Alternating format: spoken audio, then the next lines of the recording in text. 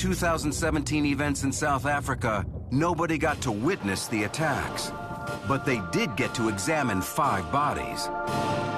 Alison Koch, Mary Rowlandson, and other local scientists were all present for the dissections of the eviscerated great white sharks. What was amazing about that first shark was the surgical precision of the orcas. There was literally an incision just underneath the pectoral fin where they can have access to the liver.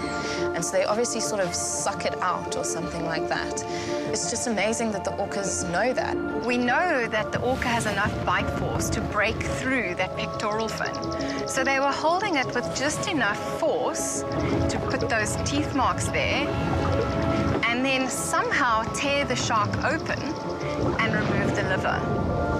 And at this stage, all we can do is speculate, but it's very possible that 2 of them could be tearing the sharks open. We've never actually seen the killer whales kill one of the white sharks. And a lot of how we think they kill the sharks is actually taken from the case of the Farallon Islands in 1997 when they actually saw it happening. Peter Pyle's underwater footage revealed a lot about the LA Pod's predatory technique.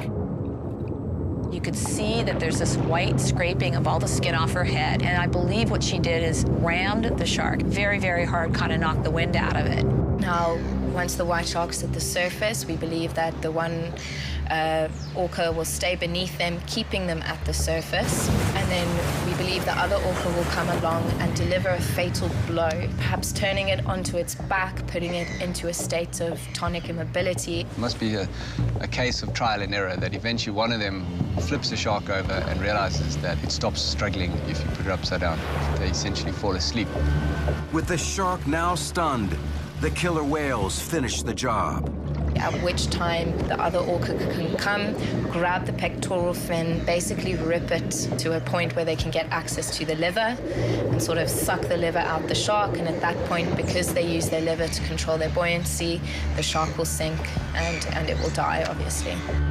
They were definitely targeting the liver.